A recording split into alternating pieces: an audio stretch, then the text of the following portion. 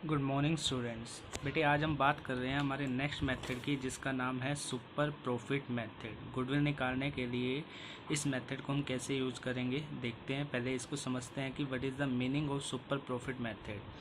बेटे मैंने एक डायग्राम टाइप का कुछ ऐसे बनाया हुआ है। ये जस्ट लाइक एक इंडस्ट्री है और इस इंडस्ट्री के अंदर ये डिफरेंट टाइप्स ऑफ फर्म्स हैं जिन्हें मैंने एक्स एक्स से डिनोट किया हुआ है।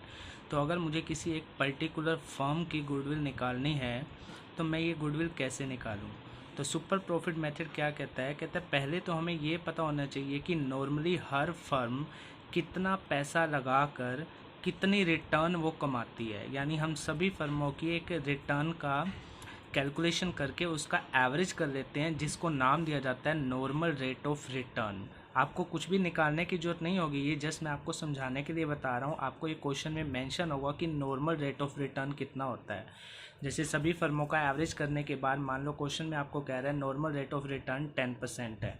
तो अगर मुझे किसी एक पर्टिकुलर फर्म की गुडविल निकालनी है तो मुझे सबसे पहले ये देखना पड़ेगा कि जो मान लो जैसे मुझे इस फर्म की निकालनी है तो मुझे इस फर्म के बारे में पता होना चाहिए कि इसने कितना पैसा लगा रखा है और मार्केट में नॉर्मली कितना रिटर्न वो कमा सकती है without any excess effort whatever, जो भी आप नाम दे सकें। यानी नॉर्मली सभी फर्में कितना प्रॉफिट कमाती हैं उसी को नाम दिया जाता है बेटे नॉर्मल प्रॉफिट। तो नॉर्मल प्रॉफिट निकालने के लिए एक फॉर्मूला है कैपिटल एम्प्लॉयड, यानी आपने जितना पैसा लगाया हुआ है मल्टीप्लाई जो मार्केट में नॉर्मली रेट ऑफ रिटर्न है। आपको दोनों चीज़ें क्वेश्चन में मेंशन होती हैं। ये तो ऑलवेज आपको मेंशन होगा नॉर्मल रेट ऑफ रिटर्न कितना है, बट ये कैपिटल एम्प्लॉयड मेंशन हो भी सकता है और नहीं भी। कैपिटल एम्प्लॉयड का मैंने मीनिंग बताया कि कितना पैसा लगाया हुआ है।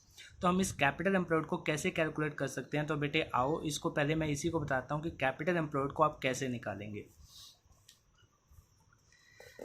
कैपिटल एम्प्लॉयड कह रहे capital employed means capital invested in the firm to carry on business.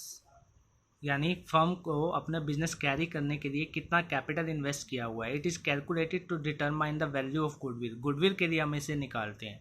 इसको निकालने के दो तरीके हैं बेटे, एक लायबिलिटी साइड अप्रोच और एक एसेट साइड अप्रोच। पहले हम बात कर रहे हैं लायबिलिटी साइड अप्रोच की।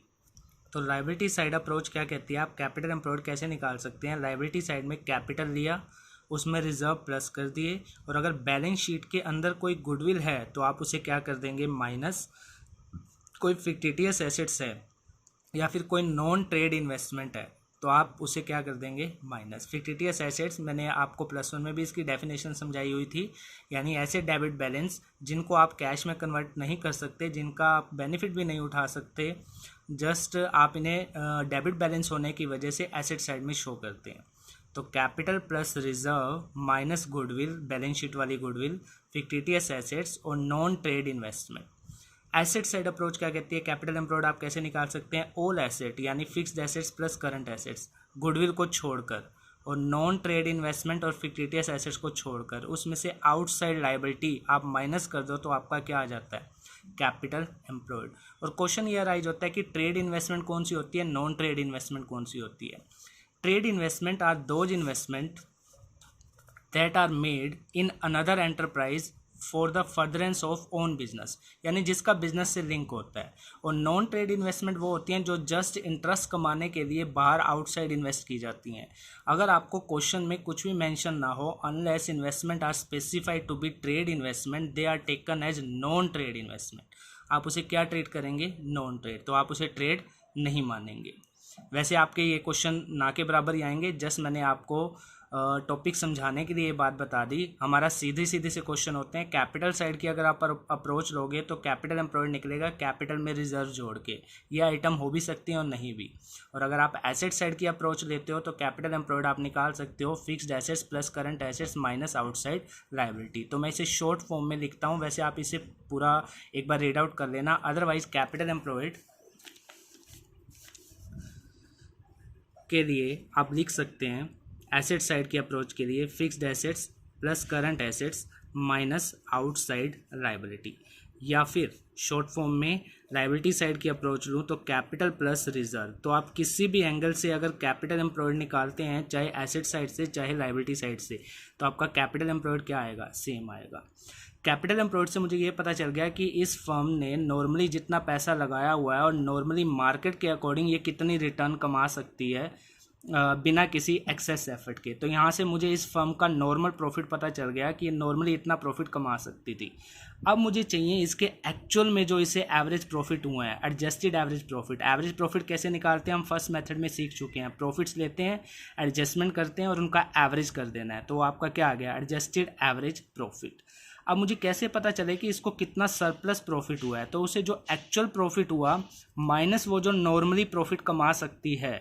आप एडजस्टेड में से, एवरेज प्रॉफिट में से नॉर्मल प्रॉफिट माइनस कर दो तो आपका क्या आ जाएगा, सुपर प्रॉफिट। सुपर प्रॉफिट की डेफिनेशन ही यही है कि आप नॉर्मल प्रॉफिट से कितना एक्सेस प्रॉफिट कमा रहे हैं, उसी को नाम देते हैं बेटे सुपर प्रॉफिट। और एक बात ध्यान रखना, ये पॉजिटिव होगा तभी गुडविल निकल पाएगी, अगर ये नेगेटिव होगा तो वो प्रॉफिट है ही नहीं, तो आप गुडविल नहीं निकाल पाएंगे। तो लास्ट स्टेप है goodwill is equal to super profit, जो आपका ये सुपर प्रॉफिट निकला into number of year purchase. तो आप ये 4 स्टेप लगा के गुडविल निकाल सकते हैं सुपर प्रॉफिट मेथड से। तो आप इसको अच्छी तरह से रीड आउट करें। Normal profit equal to capital employed multiply NRR, जिसको मैं शॉर्ट में एनआरआर बोलूँगा, नॉर्मल रेट ऑफ रिटर्न। और ये कैपिटल एम्प्लॉयड क्वेश्चन में मेंशन ना हो तो आप ऐसे निकाल सकते हैं।